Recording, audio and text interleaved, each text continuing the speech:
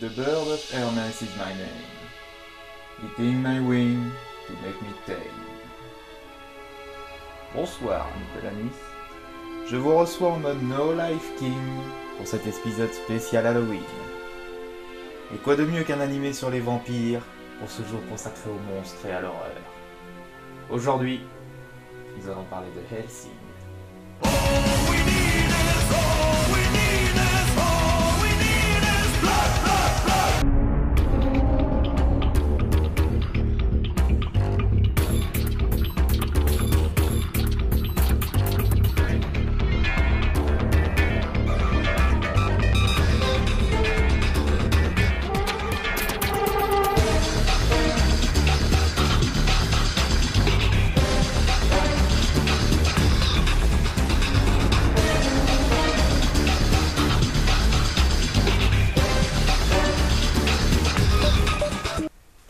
Je sais déjà ce que vous allez me dire. Ouais, il s'agit de Hellsing Ultimate. Oui, parce que pour moi, la première série animée qui est sortie ne correspond pas au manga. Petite explication. La première série sortie en 2001 suit le manga sur ses 2 premiers tomes, sur 10. Alors que Ultimate, elle, suit le manga dans son intégralité. Ainsi que le style graphique qui n'est pas respecté dans la première. Petit exemple. Une image du manga, image du premier animé, image du deuxième animé. Vous voyez la différence? Donc je ne parlerai pas dans cette émission de la première série, mais de la deuxième, Hellsing Ultimate. Cette série est à l'origine un manga écrit par Kota Hirano en 10 volumes, publié entre 1997 et 2006. La série animée Ultimate, quant à elle, est réalisée par Tomokazu Tokoro.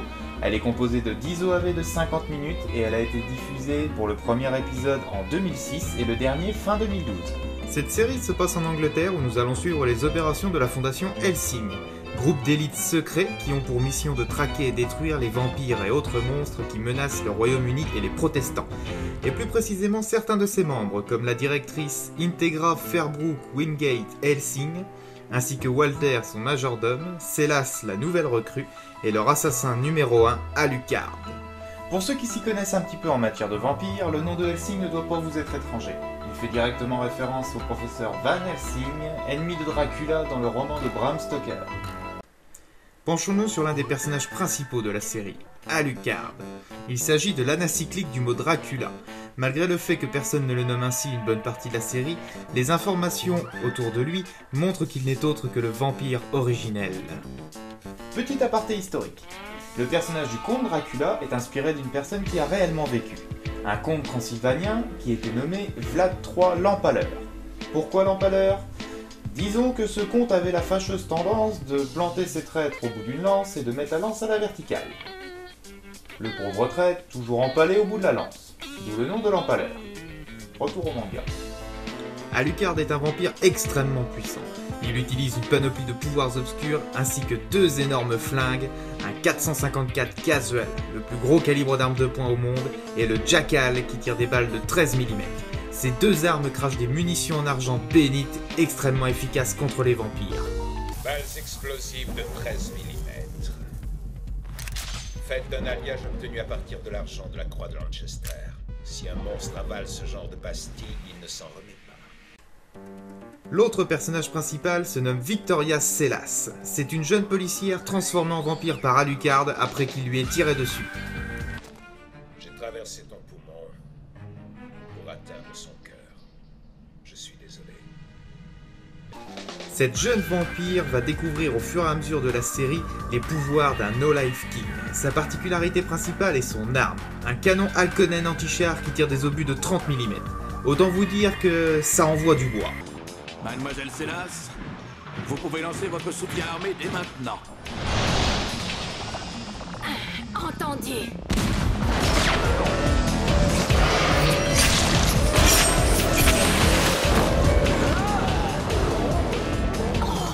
Deuxième salle, vos buts incendiés en plein dans le mille, Mademoiselle Célas.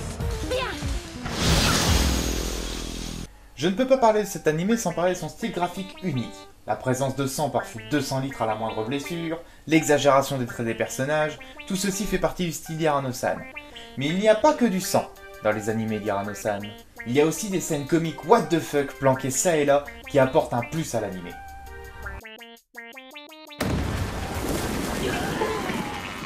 La police! Une fliquette! Une pervenche! Bateau!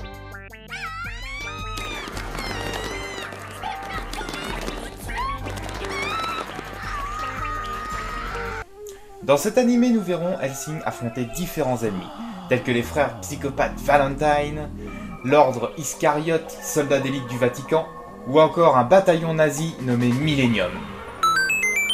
C'est quoi ce truc-là? Bon, bien sûr, cet animé est 18+, hein, ne serait-ce que par la présence en continu de sang et de corps démembrés.